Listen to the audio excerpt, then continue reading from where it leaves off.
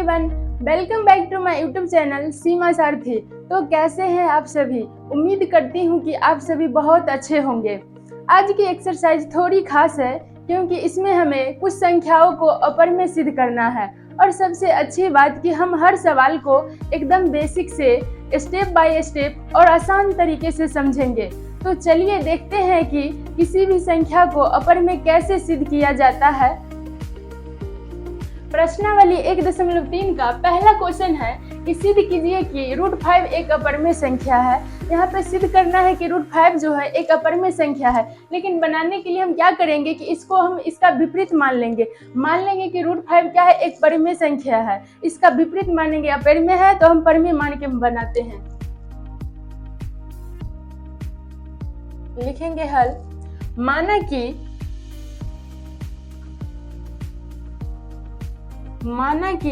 √5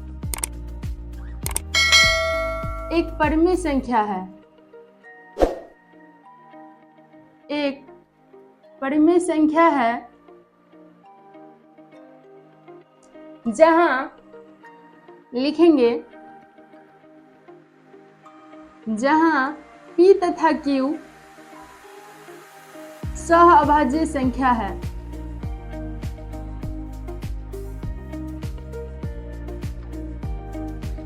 सहअभाज्य संख्या है जहां Q जो है 0 के बराबर नहीं होना चाहिए। यानी कि माना कि √5 एक परिमेय संख्या है जहां P तथा Q जो है सहअभाज्य संख्या है, जिसका HCF क्या होता है, 1 होता है, और जो Q जो होगा उसका जो होगा 0 के बराबर नहीं होगा। हम परिमेय संख्या की परिभाषा में क्या जानते हैं कि जिससे हम P/Q के रूप में लिख सकते हैं उसे हम क्या कहते हैं, परिमेय संख्या कहते हैं। तब परिमेय संख्या की परिभाषा से चलते हैं, √5 बराबर P/Q। परिमेय संख्या का परिभाषा यही होता है कि हम जिसे P/Q के रूप में लिख सकते हैं उसे हम परिमेय संख्या कहते हैं। अब इस रूट को हटाने के लिए हम क्या करेंगे, दोनों तरफ वर्ग करेंगे। तो लिखेंगे दोनों तरफ वर्ग करने पर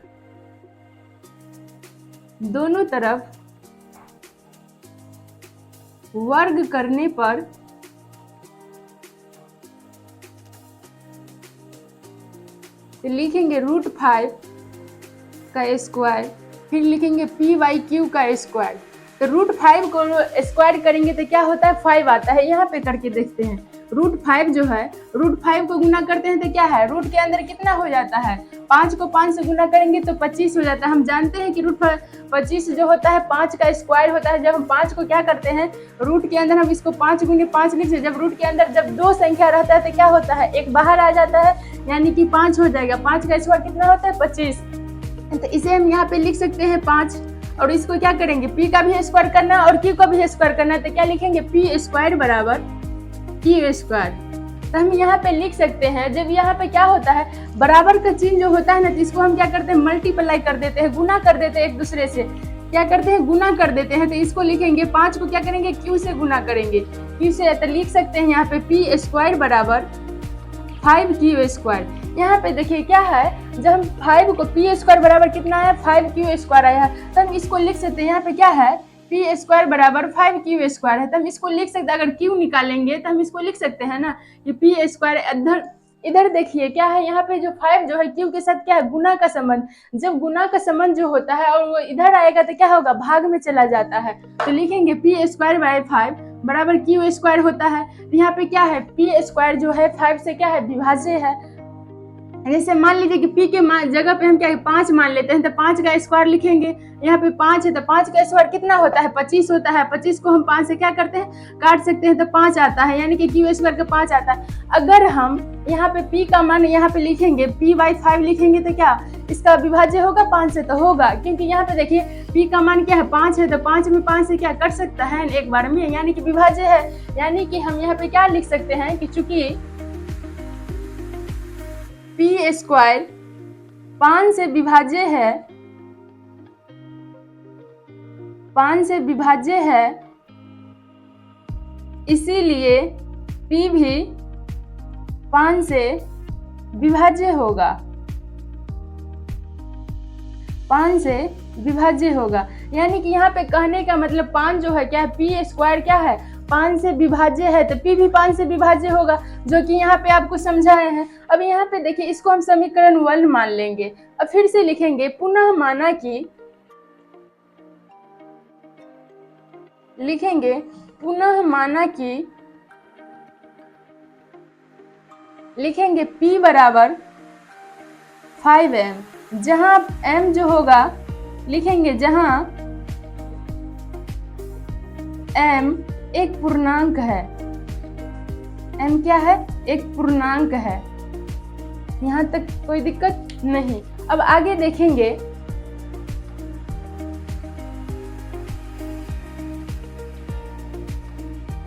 अब इसका भी क्या करेंगे, दोनों तरफ वर्ग करने पड़ते हैं। यहाँ पे लिखेंगे दोनों तरफ वर्ग करने पर,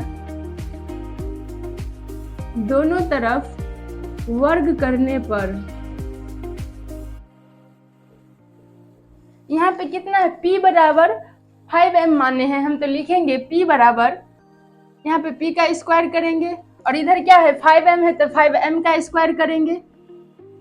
तो इसको हम क्या लिख सकते हैं, p का p स्क्वायर लिखेंगे और 5 का, यानी कि 5 का जो हम स्क्वायर करते हैं तो कितना होता है, 25 होता है। यानी 5 को हम 2 बार गुना करेंगे तो 25 होता है, तो लिख सकते हैं 25m स्क्वायर। तो समीकरण हम इसको 2 मान सकते हैं। तब देखेंगे यहाँ पे क्या है, p बराबर कितना है, 25m स्क्वायर आया है। लेकिन एक बार यहाँ पे देखिए p का मान कितना आया था, 5q स्क्वायर। तो हम इसको लिख सकते हैं, समीकरण 2 में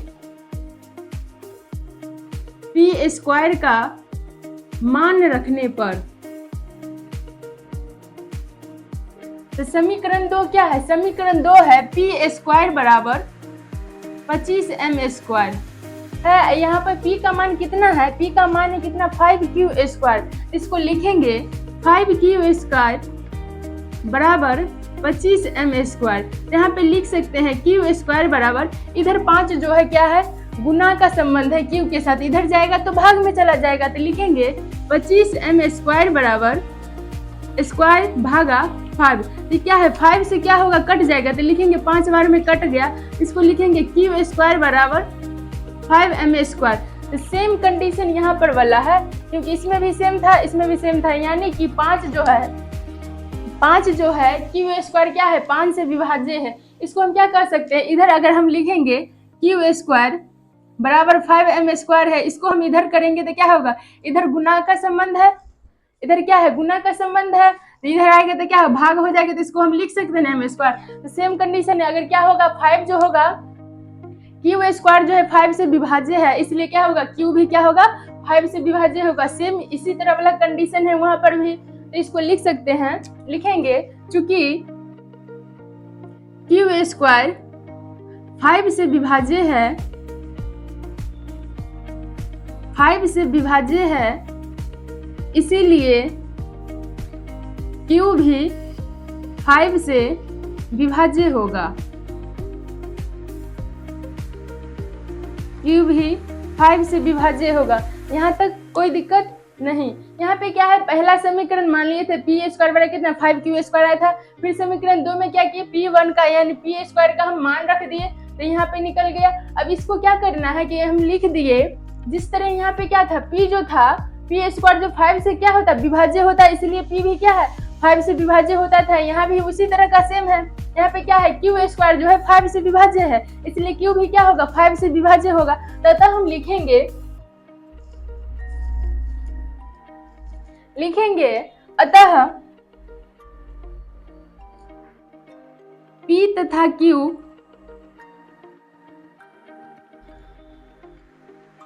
फाइव से विभाज्य है।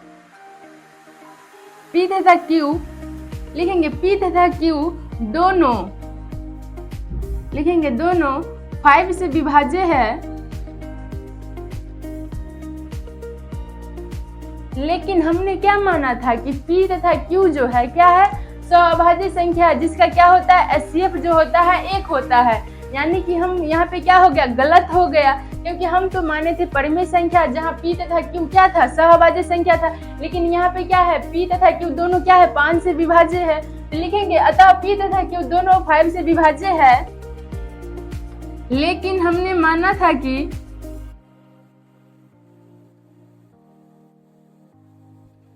माना था कि P तथा Q सअभाज्य संख्या है, सअभाज्य संख्या है, अतः हमारा मानना क्या हो गया, गलत हो गया। यानी कि यह जो कथन क्या कर रहा है, विरोध उत्पन्न कर रहा है। तो हम इसको लिखेंगे यह विरोधाभास है, यह विरोधाभास है। विरोधाभास का मतलब होता है कि विरोध उत्पन्न कर रहा है। लेकिन हम क्या माने थे यहाँ पे कि जो P तथा Q जो क्या है, सहअभाज्य संख्या है, जिसका HCF कितना होता है, 1 होता है। लेकिन यहाँ पे क्या है, P तथा Q जो दोनों 5 से विभाज्य यानी कि सहअभाज्य संख्या नहीं है, यानी कि क्या है, विरोध उत्पन्न कर रहा है, यानी कि विरोधाभास है। लिखेंगे चूंकि यह विरोधाभास है इसीलिए √5 एक अपरिमेय संख्या है, √5 एक अपरिमेय संख्या है। यहाँ तक कोई दिक्कत नहीं। इसे आप क्या कर लीजिएगा, एक बार नोट कर लीजिए। यहाँ पे एक बार समझ में नहीं आता फिर से समझ लेते हैं। हम क्या है, जो P तथा Q को क्या है, हम √5 को एक परिमेय संख्या मान के चले थे, जहाँ P तथा Q क्या था, सहअभाज्य संख्या था। लेकिन यहाँ पे क्या है ना, जो 5 से P² भी अभाज्य मतलब विभाज्य है और Q² भी विभाज्य है। लेकिन यहाँ पे क्या हम माने थे कि P तथा Q क्या है, सहअभाज्य संख्या। सहअभाज्य संख्या में क्या होता है, दोनों संख्या HCF 1 होता है। लेकिन यहाँ पे नहीं है, यहाँ पे हमारा मानना क्या हो गया, गलत हो गया।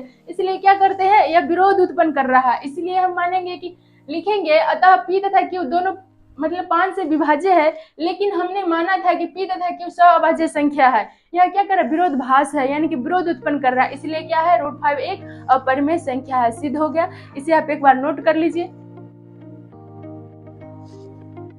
अब हम दूसरा क्वेश्चन जानेंगे कि सिद्ध कीजिए कि 3 + √5 एक अपरिमेय संख्या है। जिस तरह हम उसको सिद्ध किए हैं पहले क्वेश्चन को, उसी तरह इसमें भी मानेंगे कि यहाँ अपरिमेय कह रहा है, तो इसको हम क्या करेंगे, इसके विपरीत मान लेंगे। तो लिखेंगे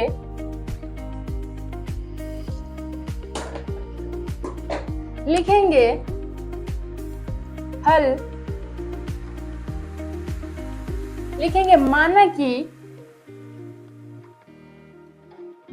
कि √3 लिखेंगे 3 + 2√5 एक परिमेय संख्या है, एक परिमेय संख्या है।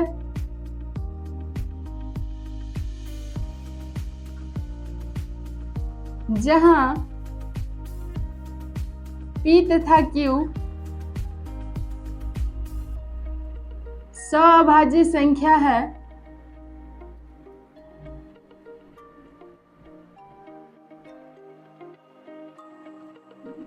सहअभाज्य संख्या है, जहां Q जो होता है 0 के बराबर नहीं होना चाहिए। यानी कि 0 जो होगा मतलब Q जो होगा 0 के बराबर नहीं होगा।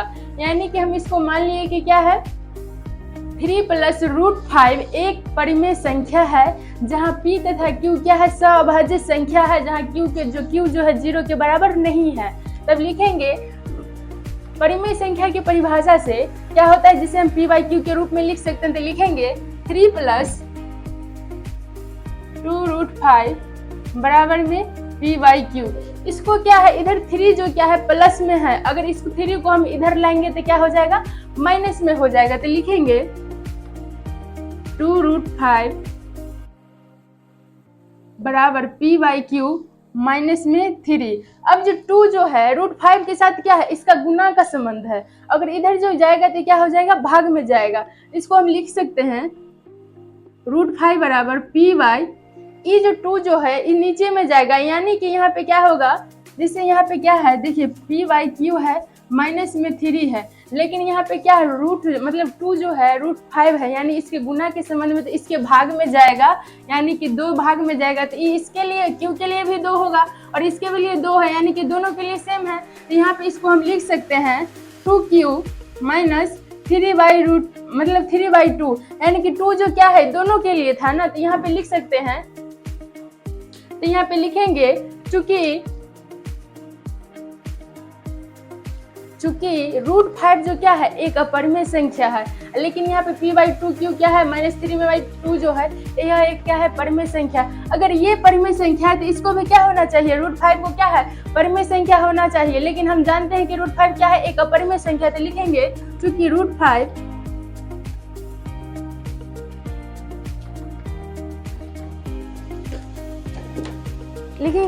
चूंकि √5 एक अपरिमेय संख्या है, अपरिमेय संख्या है तथा p/2q -3/2 परिमेय संख्या है।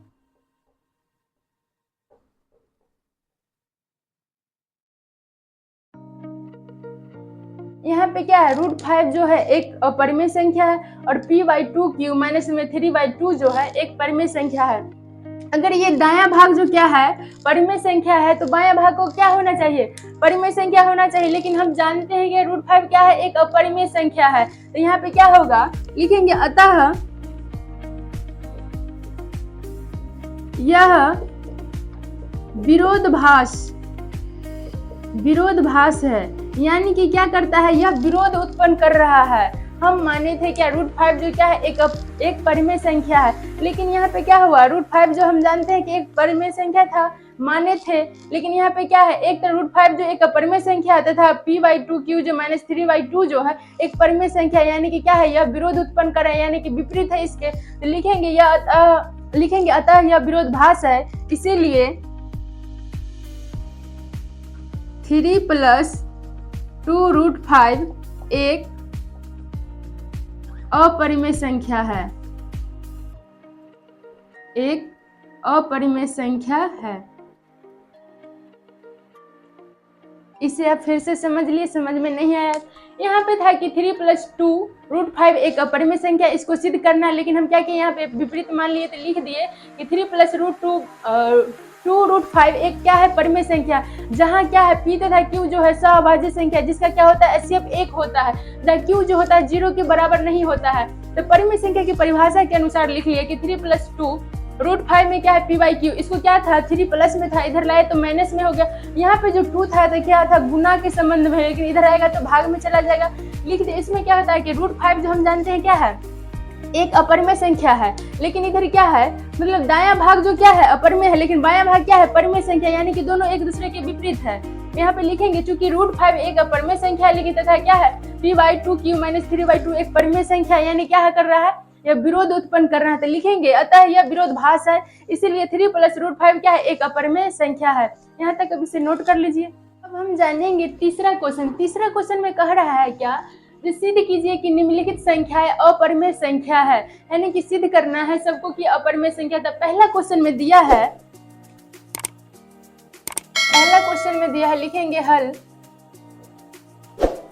पहला क्वेश्चन में दिया है कि 1/√2 एक अपरिमेय संख्या, इसको सिद्ध करना है। तो सबको क्या करेंगे, इसका विपरीत ही मान लेंगे। जब अपरिमेय दिया है तो मान के चलेंगे कि परिमेय संख्या है। तो लिखेंगे माना कि 1/√2 एक परिमेय संख्या है, एक परिमेय संख्या है जहां p तथा q सहअभाज्य संख्या है, जहां p तथा q सहअभाज्य संख्या है,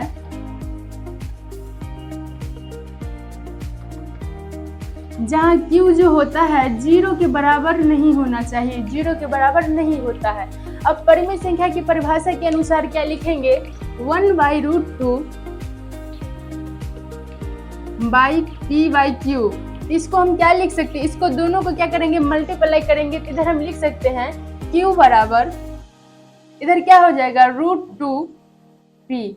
अब यहाँ पे क्या है, √2 और p में संबंध क्या है, गुना का संबंध है। तो इसको हम लिख सकते हैं ना, इसको हम लिख सकते हैं कि q/p बराबर √2 लिख सकते हैं। तो लिखेंगे, यहाँ पे लिखेंगे चूंकि √2 क्या है, एक अपरिमेय संख्या है और p बाई क्यू क्या है, एक परिमेय संख्या है। तो लिखेंगे चूंकि √2 एक अपरिमेय संख्या है, √2 एक अपरिमेय संख्या है तथा q बाई p एक परिमेय संख्या है।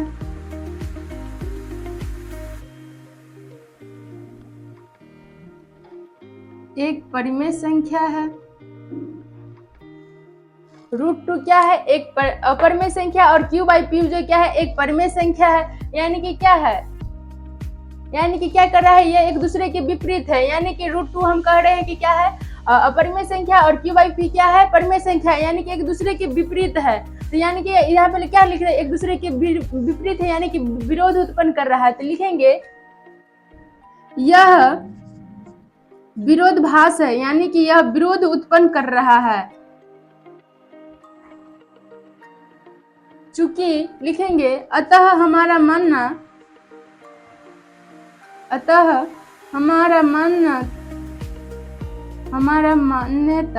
लिखेंगे हमारा मान्यता गलत है, इसीलिए 1/√2 एक अपरिमेय संख्या है। √2 एक अपरिमेय संख्या है।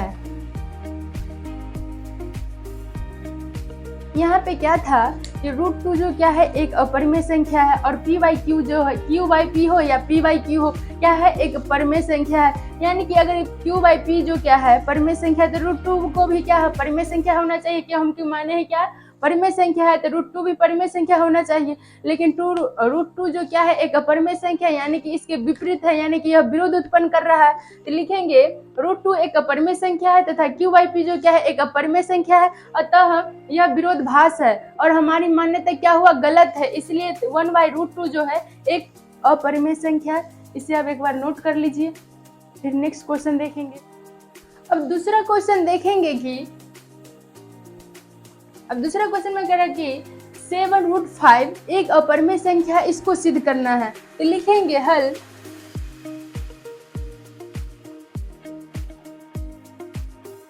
लिखेंगे सेकेंड क्वेश्चन में हल लिखेंगे माना कि 7√5 एक परिमेय संख्या है, एक परिमेय संख्या है जहां p तथा q सअभाज्य संख्या है,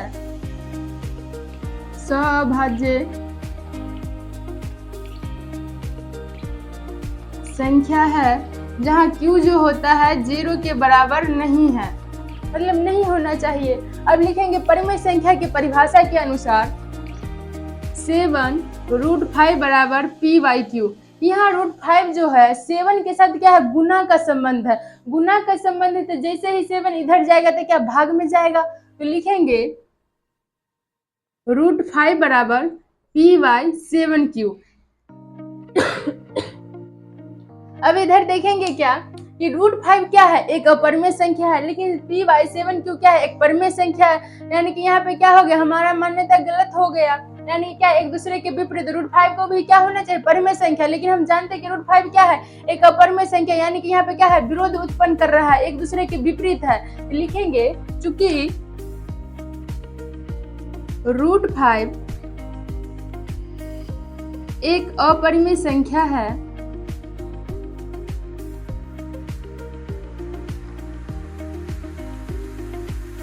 तथा p बाई 7q एक परिमेय संख्या है,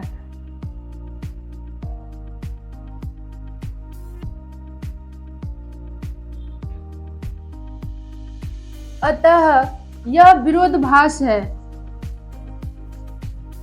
अतः यह विरोधाभास है। विरोधाभास का मतलब होता है विरोध उत्पन्न करना, विरोधाभास है, यह क्या हो गया, यहाँ पे लिखेंगे चूंकि √5 एक अपरिमेय संख्या है तथा p/7q जो है एक परिमेय संख्या, अतः यह विरोधाभास है, यानी कि विरोध उत्पन्न कर रहा है। और हमारी मान्यता क्या हुआ, गलत हो गया, तो लिखेंगे अतः यह विरोधाभास है, इसीलिए 7/7 √5 एक अपरिमेय संख्या है, एक अपरिमेय संख्या है। यहाँ तक समझ में आ गया, इसे आप नोट कर लीजिए। फिर देखेंगे नेक्स्ट क्वेश्चन। अब देखेंगे हम तीसरा क्वेश्चन। तीसरा क्वेश्चन में कह रहा है कि 6 + √2 इसको अपरिमेय सिद्ध करना है।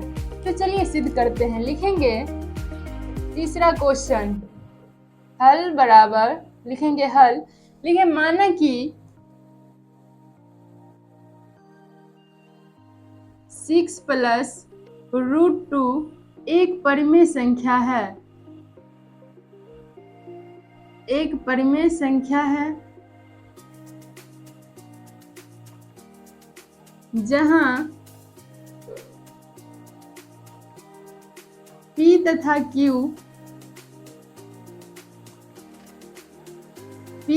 q सअभाज्य संख्या है।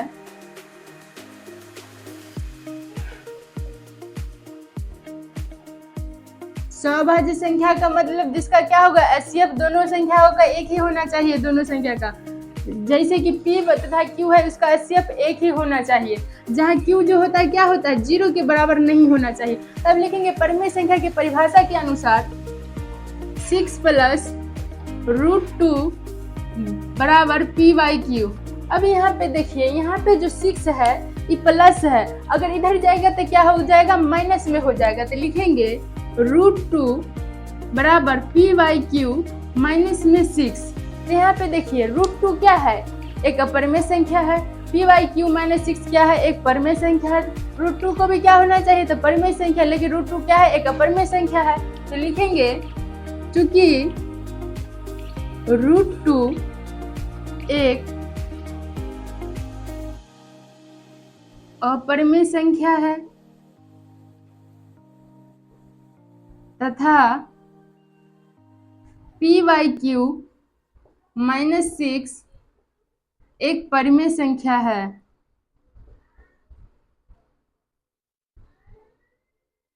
एक परिमेय संख्या है, अतः यह क्या कर रहा है, विरोध उत्पन्न कर रहा है। तो लिखेंगे अतः यह विरोधाभास है, या लिखेंगे यह कथन विरोध उत्पन्न कर रहा है, इसीलिए 6 + √2 एक अपरिमेय संख्या है।